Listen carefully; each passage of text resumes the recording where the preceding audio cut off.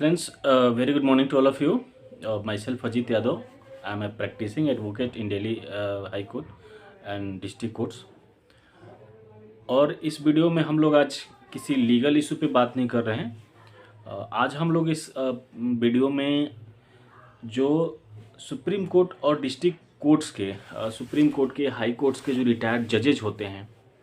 उनकी जो मोरालिटी है या उनका जो एक कॉन्फिडेंस है पब्लिक में, उसके ऊपर एक हम लोग बात करने का प्रयास करेंगे कि जो सुप्रीम कोर्ट के जज होते हैं, रिटायर्ड जज स्पेशली वी आर टॉकिंग, और कि जो सुप्रीम कोर्ट के रिटायर्ड जज होते हैं या हाई कोर्ट के जो रिटायर्ड जज होते हैं, क्या उनको सरकार के द्वारा गठित संस्थाओं में जो कॉन्स्टिट्यूशनल बॉडीज हैं, क्या उनमें उसमें कोई उनको पद लेना चाहिए या नहीं लेना चाहिए। जैसे कि हमारे पिछले दिनों में सुप्रीम कोर्ट के जो चीफ जस्टिस थे, retired chief justice Ranjan Gogoi जिनका नाम था, वो सुप्रीम कोर्ट से चीफ जस्टिस के पद से, चीफ जस्टिस के जैसे सम्मानित पद से, जो कि भारत के न्यायपालिका में सर्वाधिक प्रतिष्ठित और सर्वाधिक शक्तिशाली वो पद है, उस पद पे रहने के बाद और वहाँ से सम्मानपूर्वक रिटायर्ड होने के बाद जो जस्टिस रंजन गोगोई थे वो राज्यसभा में नॉमिनेट हुए एक पॉलिटिकल पार्टी के द्वारा। तो ये सवाल ये उठता है कि जो भी रिटायर्ड जस्टिस हैं, जो रिटायर्ड जजेज हैं, क्या उनको लोकसभा या राज्यसभा या राज्यों का राज्यपाल इस तरीके का कोई पद लेना चाहिए, लाभ का पद, या नहीं लेना चाहिए। जैसे कि मैं अपना पर्सनल ओपिनियन दूंगा कि जस्टिस रंजन गोगोई जो थे, उनका चीफ जस्टिस रहते हुए उनके ऊपर कई सारे आरोप लगे। पहला उनके ऊपर आरोप लगा कि जो राम मंदिर का जो मुद्दा था उसमें उन्होंने जो जजमेंट दिया वो सरकार के पक्ष में दिया। सबरीमाला का एक मुद्दा काफ़ी चर्चित रहा उनके कार्यकाल में, उस पे भी उन्होंने सरकार का जो पक्ष था, जो उनका जजमेंट आया, वो सरकार के पक्ष को समर्थन कर रहा था। उसके अलावा जो और भी उन्होंने कई महत्वपूर्ण जो जजमेंट अपने कार्यकाल में दिए, वो जजमेंट्स भी सरकार के समर्थन में नजर आए। और इसी से कयास लगाया जा रहा था कि जस्टिस रंजन गोगोई जो हैं वो सरकार के अपने रिटायरमेंट के बाद उनके कार्यकाल में ही यह मीडिया के द्वारा या विपक्षी दलों के द्वारा यह कयास लगाया जा रहा था कि रंजन गोगोई जो हैं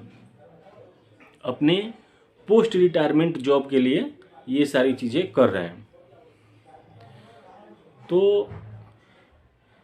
जो हमारे देश का कानून है, जो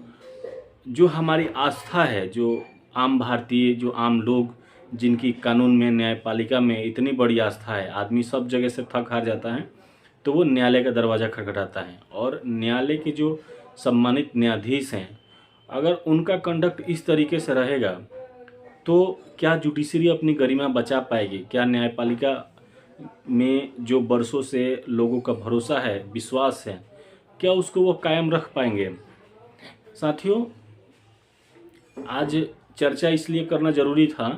कि आज का अगर आप न्यूज़ देखेंगे तो इसमें रिफ्लेक्ट हो रहा है कि जो नेशनल ह्यूमन राइट कमीशन जो है, जिसको भारतीय मानवाधिकार आयोग कहा जाता है, उसके अध्यक्ष पद के लिए सुप्रीम कोर्ट के एक रिटायर्ड जज जस्टिस वी रामास्वामी काफ़ी प्रतिष्ठित जज हैं और उनका कार्यकाल हालांकि बहुत बेहतर रहा है सुप्रीम कोर्ट में। उनका टर्म जो रहा है कम समय के लिए थे अपने पद पे वो, और ऐसा उनका कोई कंट्रोवर्शियल या कोई ऐसा लैंडमार्क जजमेंट तो नहीं आया है। लेकिन जैसे वो NHRC के जो चेयरमैन का पद उनको दिया गया, इससे एक बार पुनः फिर से सवाल खड़ा होता है कि सुप्रीम कोर्ट के जो जज हैं, जो हाई कोर्ट के जज हैं, उनको ऐसी क्या आवश्यकता आ रही है कि वो रिटायर्ड होने के बाद, इतने बेहतरीन पदों से रिटायर होने के बाद जबकि उनको सारी सुख सुविधाएं मिल रही है। आपको जान के हैरानी होगी कि सुप्रीम कोर्ट के जो जज होते हैं, हाई कोर्ट के जो जज होते हैं, उनको अपने पद पे रहते हुए जो सुविधाएं, जितनी सुविधाएं मिलती है, जितना उनको गाड़ी, बंगला, नौकर चाकर, सिक्योरिटी, सुरक्षा और उनको आने जाने का, टेलीफोन का जो चीज़ें मिलता है, वो पोस्ट रिटायरमेंट भी उनको उतना ही मिलता है। तो सवाल ये बनता है कि जजों को संतुष्टि क्यों नहीं हो रही है? Why not they are satisfied with their income which is government paying without any job. अगर वो लोग कुछ भी नहीं कर भी रहे हैं तभी सरकार की तरफ से उनको पेमेंट आ रहा है, उनको सुख सुविधा में, उनके जो शानो शौकत है उसमें किसी तरीके की कमी नहीं आ रही है। लेकिन ये ट्रेंड बार बार देखा जा रहा है, बार बार हम लोग इस चीज़ को नोटिस कर रहे हैं कि जो जजेज हैं, सुप्रीम कोर्ट, हाई कोर्ट के जो जज हैं, वो अपने रिटायरमेंट के बाद सरकार के द्वारा कोई ऐसा लाभ का पद या कोई ऐसा महत्वपूर्ण पद ले रहे हैं जो कि उनके पहले की कमाई हुई प्रतिष्ठा को धूमिल कर रहा है। तो मैं इसमें यही निवेदन करूंगा, जो अभी ऑनरेबल जजेज जो सुप्रीम कोर्ट में हैं और जो हमारे भारत के राष्ट्रपति हैं, उनसे यही निवेदन करूंगा कि कुछ ऐसा कानून बनाया जाए कि जो चीफ जस्टिस ऑफ इंडिया हैं या सुप्रीम कोर्ट के ऑनरेबल जजेज हैं या हाई कोर्ट के जजेज हैं,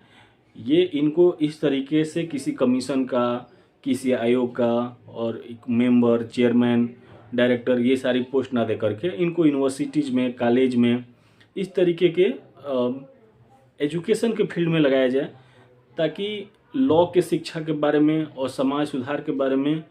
ये अपना योगदान दे सकें। इनके पास वास्ट नॉलेज होता है